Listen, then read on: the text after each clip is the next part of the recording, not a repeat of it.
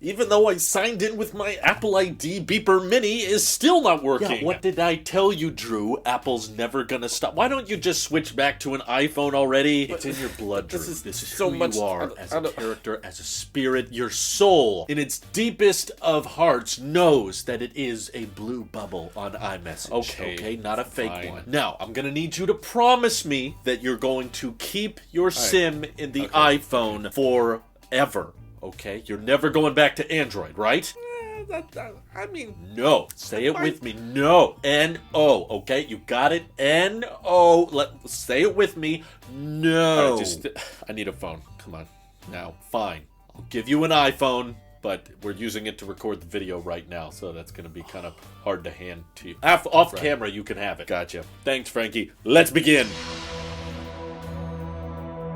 So I'm going to phrase this review in comparison to kind of how I'm thinking about which smartphone makes the most sense for me right now, and that's comparing it a lot to the iPhone 15. Why, you may ask, do we need to bring up the regular 15? Well, that's because it was simply great. You know, my review on it was fantastic. I was very happy with it, and it is cheaper, of course, than the 15 Pro, and I've been using the 15 Pro for a little over a month now as my go-to. It's got my eSIM installed. I've been using it for work a ton and for pleasure over the past few weeks with all of our travels and interviews and factory tours, and basically I've been putting this phone to work over on Tailosive EV, honestly a lot more than Tailosive Tech. But the question I keep asking myself is the 15 Pro worth it over the regular 15? Because I did still genuinely really love that phone. I still prefer the lighter build, that aluminum chassis, and frankly, even though I use the camera on my 15 Pro a lot, I don't often find myself taking advantage of the telephoto lens, and honestly not even that much the ultra wide. Like, if there was a way to get a cheaper iPhone that just had the main sensor from the iPhone 15 and 15 Pro, just that big 48 megapixel sensor, that would probably be good enough for me. I could live with that because that's what I tend to use. That's what I'm using right now to record this video. And it's not that the telephoto or ultra wide are horrible lenses, but the main lens is just so absurdly good compared to either other lens. So I find myself just being disappointed whenever I don't record with the main sensor. But the regular iPhone 15 now has a very similar sensor. It's technically a little bit smaller, but still is able to crank out amazing images. I recorded a lot of videos on the iPhone 15 regular as well. So what are the differences? What are the advantages you're getting for spending an extra $180? Because regular iPhone 15 unlocked is like $830. You get a titanium chassis, and you'll immediately notice there that there's no more ringer switch on the Pro. We have an action button, and I must say, I thought it was cool at first, but I didn't see myself using it, and that was one thing I kind of liked about the Pixel 8 when I reviewed it, is there's no ringer switch, no action button. I kind of liked the cleanliness of that, the simplicity. The minimalism was great of just having volume rocker and a power button, and that's it. But I have to say, after real world usage, my opinion on the action button has, it's changed a little bit. This doesn't always happen, but sometimes when I actually use the product, I discover its shortcomings and its advantages a lot more realistically, and I found myself, maybe just because I was traveling a lot and taking a ton of pictures and videos over the past month, yeah, that action button came in handy quite a bit. I personally have it routed to the camera app, and it's already selected to the photo app, but sometimes if I'm doing a factory tour or an interview over on Tailosive EV, I change it to automatically jump to the video option, and that allows you to capture the moment just ever so quickly. It does feel a little bit redundant to have so many different ways to access the camera. From the lock screen, you can swipe to the left, and you've got a little haptic press button, and now the action button, but between those lock screen options, you still have to get the display, like, activated, and sometimes it's just not as fast as, like, reaching into my pocket, feeling for that action button, not even looking at the screen, and by the time you hold down that button and hold up the phone, the camera preview is already open. It's the fastest way to launch that camera, and I personally never used the ringer switch. I always hated that thing. It just takes up unnecessary space on my chassis because I'm pretty much always in silent mode, or very rarely do I switch it to ringer on configuration. So I would much rather have a customizable option like the action button, and a lot of this year I kept saying,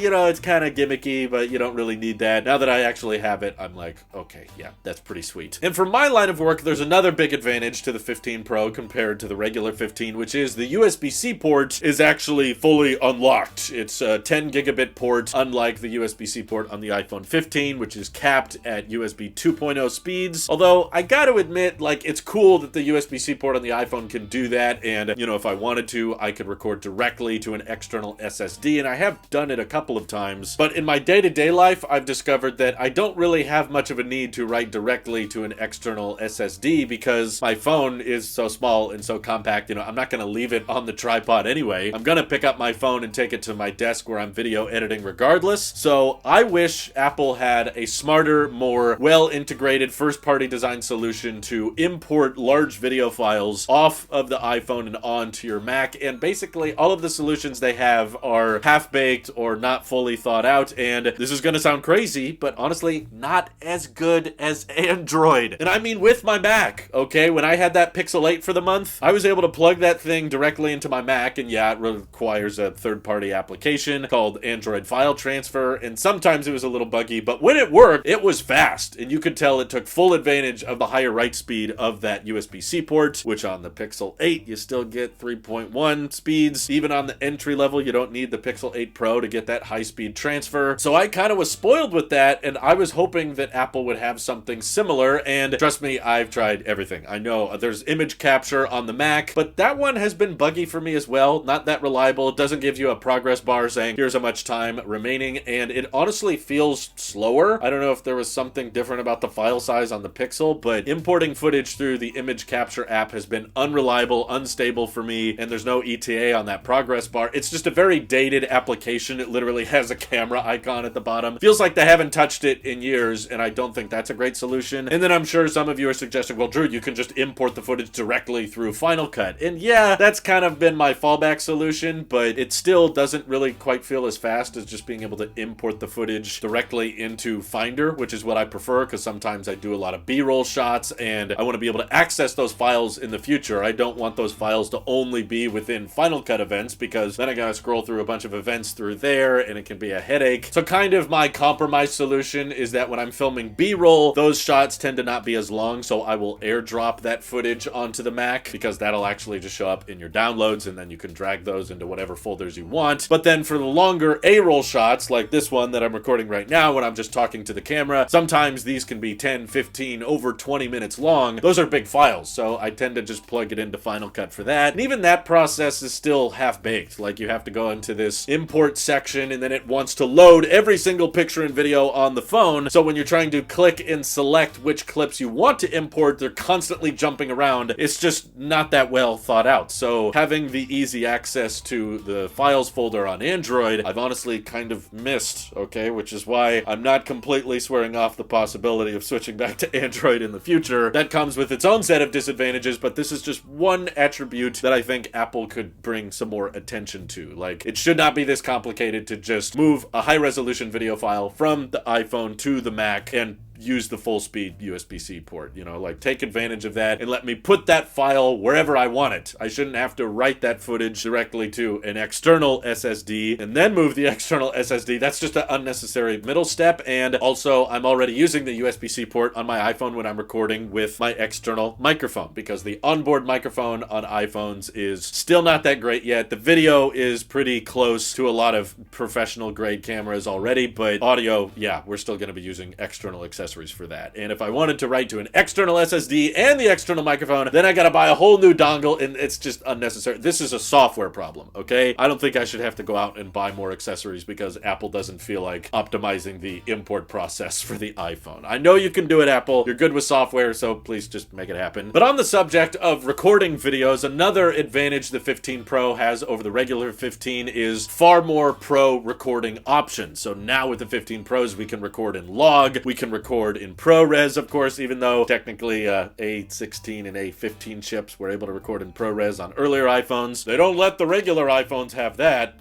Don't ask me why. But I experimented with this for a while, and I watched a lot of videos on color grading and a lot of people telling me why they like log on the iPhone, and pretty much the big realization I had after doing lots of color grading and color correcting and recording some videos on log, which of course take up much more space, they take a lot longer to import, is that for one, my lighting situation sucks. Apple is able to record their entire event on an iPhone 15 Pro, but they have state-of-the-art lighting systems, which I don't think is hypocritical, by the way. They would still use those crazy good lighting systems, even with a professional red digital camera. Like, that's just what the industry uses. No one in the professional space is just kind of whipping out a fancy camera and not using any additional lighting equipment. Yeah, they all have fancy equipment to go along with it. And I was still very impressed and amazed that Apple was able to record an entire event using an iPhone. But when I try to do it, I realize that, you know, I don't live in the biggest house. I don't have that many options when it comes to where I can mount lights, because this is not just an office, you know, it's also a bedroom, so I've got stuff in here. And sure, I would love to just go out and buy a much bigger house for you and buy fancier lights, but at the end of the day, whenever I would tweet out pictures saying, do you guys prefer, you know, the regular HEVC codec or the log codec or ProRes, you know, what looks better for you guys? What do you prefer? The overwhelming consensus from my audience was, you know, Drew, I don't really care, because most of the time I listen to your videos kind of like a podcast, but occasionally when there's B-roll or some kind of visual that makes the video more interesting, then I'll go and look at the video. But a lot of y'all were just like, whatever, dude, it's just you talking to a camera. I don't think people are watching my videos because of my excellent cinematography. In fact, it was actually hard to get a lot of the B-roll for this video, because obviously my 15 Pro is like my only iPhone right now. So how do I get footage of the 15 Pro now that I sold off my Blackmagic? I don't really have another professional camera, so I actually used my wife's iPhone 10 for all of the B-roll. So if you thought it looked bad, hey, it's a 6-year-old iPhone. But if you thought it looked good, hey, guess what? That was on a 6-year-old iPhone. It's kind of impressive, right? Good old iPhone 10. It doesn't run iOS 17, but it still records 4K at 60. So yeah, the overwhelming consensus I got from my audience was it doesn't matter all that much for A-roll video. There's still maybe some occasional use cases that come up where it's like, okay, I'm filming something special, you know, a particular kind of B-roll, or I'm filming an interview or factory footage, and then I'm like, okay, maybe this makes sense to kind of up the quality. Let's record this one at log, or let's record this one at ProRes, and that kind of thing. But for my day-to-day operations, where it's mainly just me talking to you guys, I think most of us agree it really doesn't matter how much little bokeh there is. As long as you can see me and hear me okay, it gets the job done, right? And the main advantage we're getting here out of an iPhone with USB-C is that I don't have to record my audio separately. The audio is already synced up with the video thanks to my external microphone plugging in via Type-C. I tried to do that with older iPhones with Lightning, and I could not get it to work. Lightning was not very favorable towards external USB accessories like my microphone, which brings us back to this whole debate. Okay, if I'm not really taking advantage of log and ProRes all that much, and I just kind of want a decent looking camera with USB-C so that I can plug my microphone into it and also charge other devices, which has come up actually. Plus, with all of the traveling I've done in the past month, it has been so much nicer to have Type-C on both my phone and my MacBook. And you know, I sold my Apple Watch on top of this, which means basically when I'm traveling, Type-C can charge everything. So handy, so useful. Thank you, European Union. I'm just switching my charger between the phone and the MacBook all the time. It's so nice. Why didn't Apple come to this conclusion themselves? I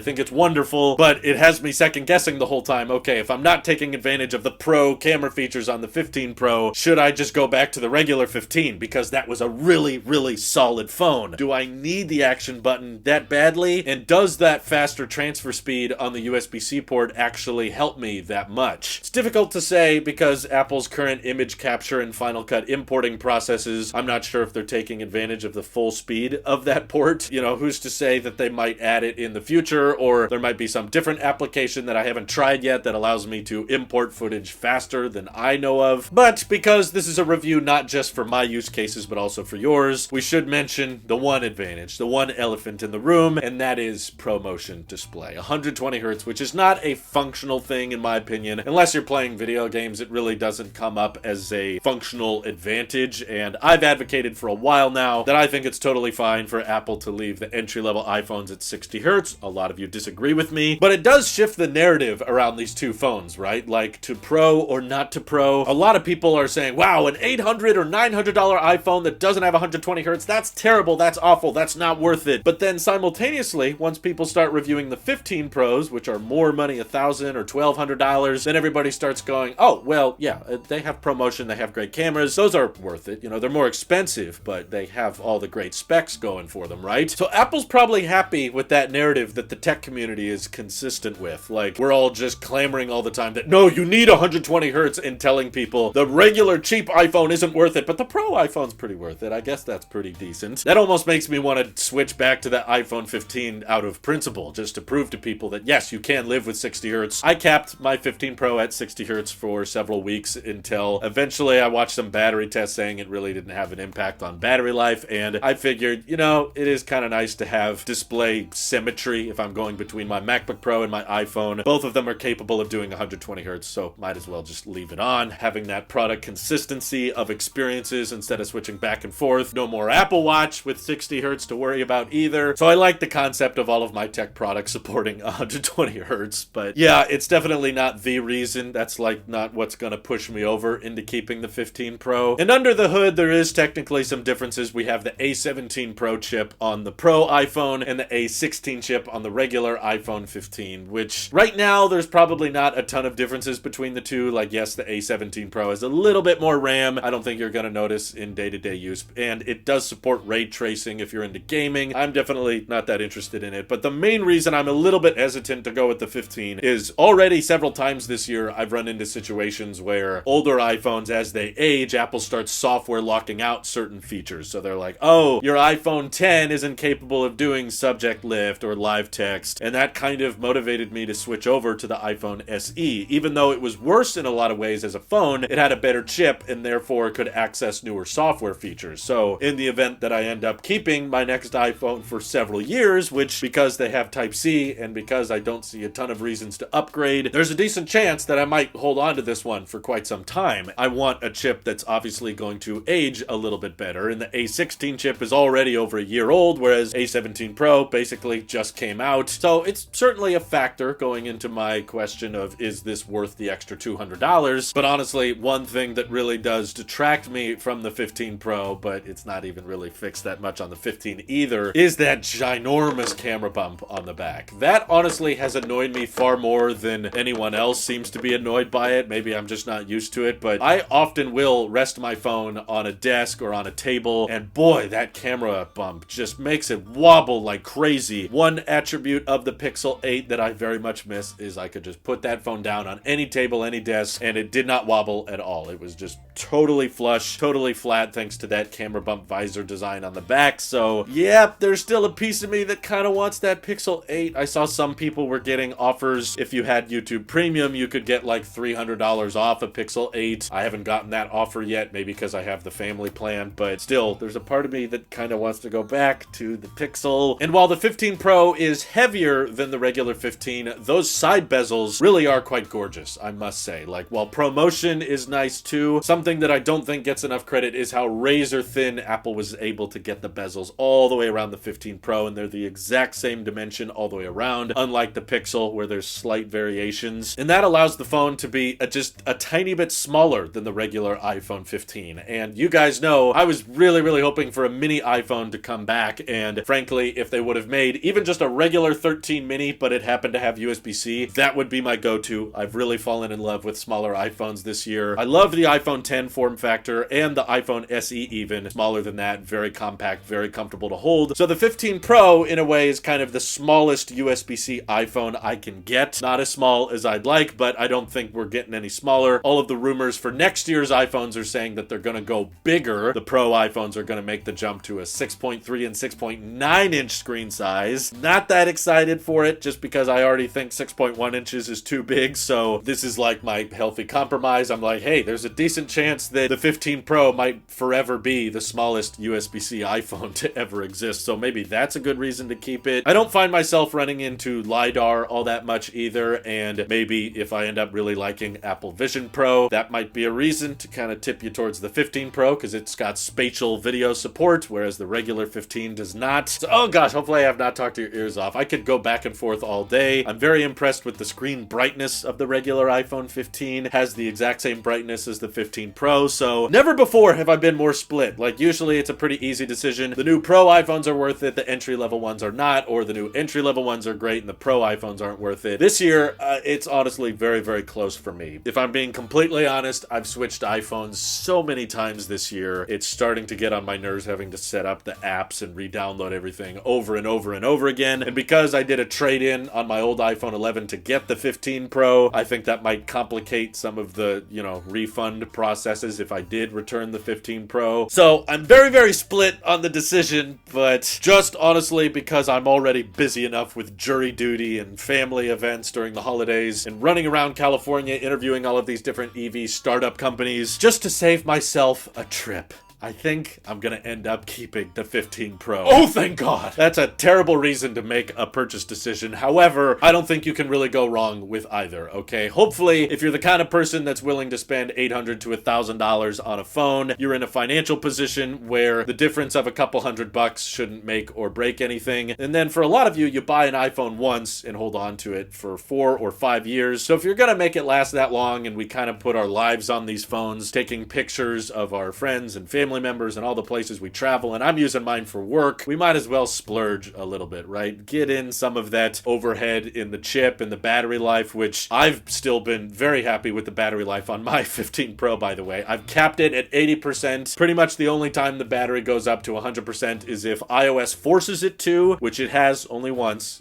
from what I can tell so far, or if I'm about to do a big factory tour or interview with a company, then I'll charge it up to full because I know the phone's going to be used a lot that day. But for my day-to-day operations, you know, my phone is often sitting on a wireless charger, or if it's in my car, there's a wireless charger in there too, so I don't want the battery unnecessarily being at 100% all the time, which is what kept happening with my older iPhones. So I'm very thankful that Apple actually put the charge limit in the 15s. Why can't they put it on the older iPhones? I don't know. Honestly, it does kind of cure a lot of my OCD to finally have a charge limiter in my daily driver, which is not a good reason to upgrade for software exclusives like that. Please, Apple, bring the charge limiter to older iPhones. I know you can do it. iOS 18 feature. But yeah, in the end, I hope you guys don't see me too much as a hypocrite, because I know I downgraded and side-graded a lot this year, but I realized I wanted to downsize kind of my tech setup, especially as we're going to be traveling a lot and have been traveling a lot. I can't bring my Blackmagic and lenses and fancy cameras with me wherever I go, but my iPhone is coming with me regardless of how good the camera is, so I might as well have an iPhone with a really, really solid lens and a way to plug into an external mic and be more cable compatible with my MacBook chargers so that I can travel lighter, more efficiently, and give in to this essentialist or minimalist mindset, whatever you want to call it. But keep in mind, I also haven't gone back on getting rid of my watch. I feel very comfortable without it. I never thought I would say that, but I just decided that the Apple Watch was more of a toy than a tool for me. I wasn't utilizing that health data and notification management I didn't need to be so picky about. It's just like, you know what? I'll get back to whoever's trying to reach me at the next opportunity I'm able to get my phone. Also, I decided the iPad was too redundant in my ecosystem because I was using my MacBook for everything. So I got rid of my iPad, and now whenever I travel, it's just Mac, iPhone, AirPods, and then 1 or 2 chargers, and I'm good. And eventually, I'm sure I will switch to the USB-C AirPods. I'm just waiting for my current AirPods Pro to die. And hopefully, Apple's able to come up with some software solutions so that I can export videos off of my phone a lot faster than through the Final Cut import process or through image capture. Both are kind of clunky, and even if I really wanted to switch to the Pixel 8, I'm still going to have a hard time leaving behind the Apple Card and the savings account, which have been immensely useful and helpful for me. I'm tired of opening new bank accounts. I already feel like I have too many bank accounts. I don't want to switch to another one, and I love the simplicity of the Apple Card and that savings account just being integrated within my Apple ID, which I know I'm going to have